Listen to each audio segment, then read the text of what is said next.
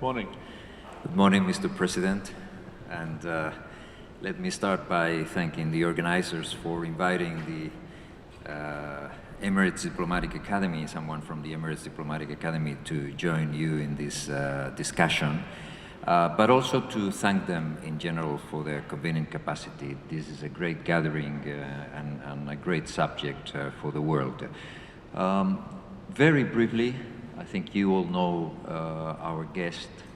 Let me just enhance that apart from a great politician and his political experience, he's a scientist himself. He's a physicist. He was telling me before, the only physicist who is a president in the world. He's a computer scientist, if I'm not wrong. He has also a long diplomatic career. He opened the Armenia embassy in London. He's been a prime minister, he's been a president. He has also very important academic endeavors in his background, including places like Cambridge or Harvard. So, Mr. President, thank you very much. We're very honored to have you here today. We have a short time, so I would like to focus our conversation on three main topics. One is a political question. The second one is more an Armenia-centered question and your experience on sustainability. And the third one on education. Let me start with the political one. We all know that this challenge of sustainability requires the integration of different views, different sectors, and we live an era of polarization.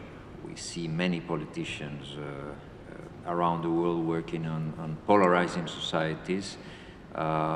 You are a different personality. You are a personality of integration, of inclusion, and I wanted to ask you how political leadership can help to integrate the different views and the different sectors in society, public opinion, corporations, academy, to work in favor of sustainability. Well, first of all, how short is short time? And as you know, short is relative as well, so I'll try in a short time be brief, but it's not easy. Sustainability, first of all, what's the definition of sustainability? Sustainability 100 years ago, 50 years ago, 30 years ago, today are two different things. Sustainability is a function of time. So if we want to think about sustainability of a country, region, area, or the whole globe, we have to, first of all, go back into the future in, let's say, 10, 20, 30 years' time, see how the world will look like if we'll continue living the life that we're doing now. Come back, have a target that we would like, for example, to reduce the carbon, or we would like to achieve this or that important goal, and then have a plan, strategy. If you're a country, laws, implement that. It looks easy talking about that. In reality, it's quite complex, because sustainability is not only a function of time, but it also has many components, as you were mentioning yourself. It is designed of the fabric of the nation, the stage of your development, the stage of the way you manage the country, the way the people are ready to be joining, the way the businesses are. And one thing that we have to keep in mind, very, very important, that we are on the crossroad. This is not a simple time. This is not 30 years ago, when everything was more or less clear, the world was run by investment bankers, the world was prospering, everything was in growth. Or you go back another 30, 40 years' time, there were two superpowers and everything was more or less classical. I would say that we are living in a quantum world, where there is less predictability, and every small unit, including small countries like Armenia, could have an impact, could be successful. Another example are the successful countries in the Gulf, including UAE, small but powerful and very, very successful. It goes down up to individuals, so the individual power grows. So when you are speaking about sustainability, you have to look at the fabric of a nation. In a place like Armenia, we have a specific fabric, When I became president approximately 2 years ago, in 2-3 weeks' time we had a revolution. We had a change of the prime minister from the former president to a young politician and a journalist that became the next prime minister of Armenia. And Armenia is a place where individual power is quite strong now. Not only it's a small state relatively, but big nation, worldwide nation, but it's individual power, so it's highly technological country. People's connectivity through Facebook, Twitter, and other is very, very high, so the society is very much involved. So when you think about sustainability, there's a lot of activity, for example, in several sectors like mining, and people are concerned about damaging the nature, or about the high level of carbon in the city and so on. So you have a society which is very active on its own. You have businesses that have specific interests. You are in a transition as a state because from a former government you're going to a new government. So it's quite a complex issue. But if you have a clear vision where you want to go and what you want to achieve, I think you can manage it by creating harmony between the different parts, and first of all, engaging people. I think talking to them, and especially now it's much more easier. You can talk to people every day, you can engage them, you make them a part of a solution, because they are a part of the problem. They are creating in many ways the problem that we are facing. Secondly, sustainability is not about having something that is not moving or gives us a comfort. We have to create sustainability in a world which is unpredictable. But the beauty of that is that sustainability in the times of unpredictable world or times means also the time when if you have the quality of adjusting yourself, adapting yourself, making your moves and decisions quicker, then you will succeed. So sustainability in the new world will mean also development and opportunity. So for a country like Armenia, it's a wonderful opportunity to take this country to the next phase, to do a phase transition, to jump over, because if you focus on new technology, new way of running your country, first of all, you will solve a lot of problems related to the nature and climate. Nature and climate are problems that we are facing are the results of the historic first, second, third industrial revolutions. When we're discovering the nature, understanding the nature, in the meantime, learning how to burn and get energy, learning how to use electricity to become more powerful, and learning how to use computers to become more powerful. But in the meantime, damaging the planet. Now, the solution is, first of all, I think we have to use the same technology, and we have the technology today. We damage the planet. But now, the positive side of it, that we have the technology, that we can use the solar energy. In a couple of years' time, hopefully we'll have the nuclear fusion. New type of energy, which will be in every country, in most of the countries, we can have small suns giving fantastic energy. So they are technological solutions. Our gadgets are becoming much more powerful from the point of view of their sort of application or impact, but much less powerful from the point of view of using energy. So our life is becoming, we are on a crossroad to a new world. And if we look at the sustainability, it's all about vision, development, and opportunity. And of course, on this path to the future, the most important value is going to be our human value, our integrity. Because any technology could be doing good and bad. Could be fantastic opportunity for development of human mankind, and it could be a danger. The nuclear energy is something which is more or less renewable, although we have to learn and exactly apply how to manage spend nuclear fuel and nuclear waste, and to make the nuclear power plants absolutely safe. But on the other hand, the same energy, the same technology can create hell. And we have seen that years and years ago. So it's morality and integrity of humanity becomes crucial, because the tool of progress, the tools of sustainability, development, opportunity are becoming more and more powerful. This is not the human thousands of years ago with the hammer. This is a human with huge, huge power in his hand of every individual. Let me dwell on Armenia.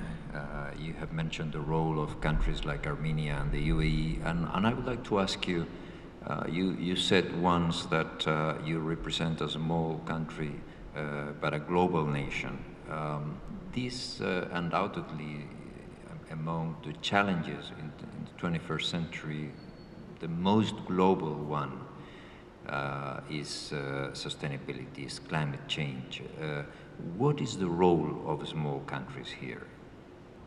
Well, I do believe that the world is becoming, the world will become not one polar, two polars, three polars. Obviously, we'll have great powers there, be that the United States of America, be that growing power of China, or regional powers or great powers like Russia or European Union, if they will maintain their economic and political integration intact, and so on. There are other powers as well, and in Latin America and so on. So, yes, but the world will become really multi-polarized, because in 21st century and beyond, when technology, as I said, is becoming very powerful, when time is of essence, when innovation is power, when individuals become powerful, when a startup can become a multi-billion company, not the traditionally developed classical company, the same way in this new world, the small can be not only beautiful but also powerful. So it will all depend how well organized you are, how well connected you are, how far you are in the avant-garde of development in technology, how far you are developing in the way you manage your efforts. And of course, one component, if I take my own country, which is a small country but much bigger nation, we will have today in 21st century advantages. And one of the advantages is what we're a globally integrated or connected nation. So if you think about Facebook or Twitter's or any other professional network, there's another one for Armenia, which is the national one. Because people are interested in what is happening in Armenia, starting the ones that live in Argentina, Spain, in California, in Moscow, or indeed here in Middle East, in Beirut or in UAE. They are interconnected. Most of the people, because of the long history and the history of Armenians abroad, these are people, either traders, scientists, professionals, some politicians, and because they are interconnected or they are connected with their ancestor, with their homeland, historic homeland, we see the results that a lot of them have the desire of giving an input. So this is an advantage. If you want to sell something, you need a network. So there is a global network, 3, 4, even 5 times more Armenians live abroad than in Armenia. They have different cultures, they bring different knowledge, so they can make the country really successful. They can have their added value to our success. Mr. President, you are a scientist, you're a physicist, as we said before. You have also, apart from your political life, had a long academic trajectory, including being an advisor at the Kennedy School of Government at Harvard. And this combination between academy and public policy leads me to ask you, what's the role of education in public policy? What's the role education can play to make societies more sustainable? Well, I think education is the basic necessity. And when I speak about education, I'm not speaking only about school education or university education or further down. First of all, we have to realize that we are who we are because what we have learned during our lives. The moment as a globe, as a humanity, we stop learning, our human history will be finished. Because this is the fundamental way of progress, learning. What is changing now is that education is becoming not only a business, a very sustainable and interesting business that one can make a lot of money. It is also becoming an integrated part of our development. There is no way you can develop technology without very strong educational system. You can have one of the best labs in the world. You can have the Harvard University, as you mentioned. But if you don't have young, highly educated supply of students, you will never succeed. You can have the best company in the world. You can have Google. You can have Dassault, Thales, or any other big company. The problem today for them is two, for the big companies. How to harvest the creativity of an individual. Because the classical way of getting the top engineers, of educating them, bringing them step by step up, sometimes doesn't work. Because in the 21st century, this is a century of startups. It's a startup century. And the world is a startup.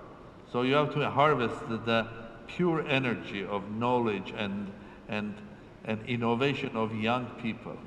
So inside these companies, you have creating for environments where they will come up with a startup idea for a big company as well. So education is mixing with production, innovation, business, and the way we teach. We have to rethink the way we teach. Because classical way that we're teaching, taking children to school, spending every 45 minutes. Can you imagine today a young boy or a girl of this age that has started her or his life with an iPad, with a huge amount of information, with the speed of changes in their lives, just sitting 45 minutes like this and just repeating something? No. Sometimes I see these children, small, they cannot stand, they cannot sit, they can stand or sit 15, 20 minutes.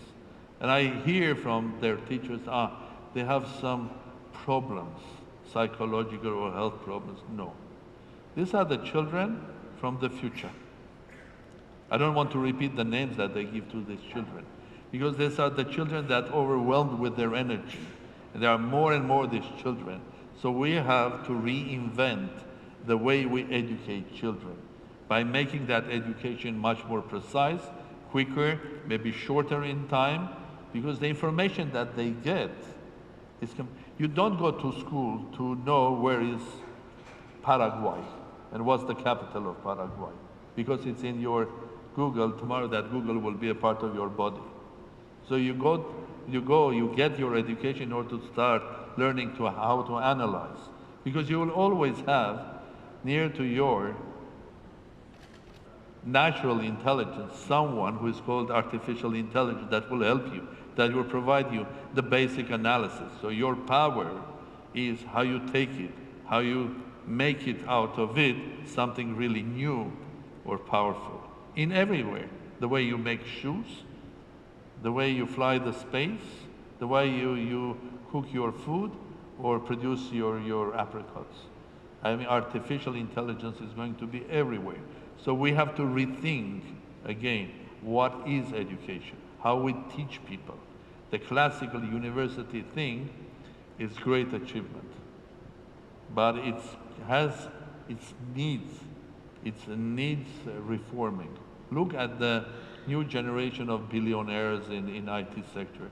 Most of them didn't have the time to graduate the university because they were too fast, too quick. They had the idea to implement that. Mr. President, thank you very much for your wisdom, for sharing with us these ideas about the role of leaders in reaching consensus and building consensus, in your view about integrating all countries in the conversation. And we know that Armenia is playing a big role, like the UAE is doing, and your final reflection on the younger generations and education. I keep your idea that we have to reinvent the way we educate if we want to be successful in sustainability.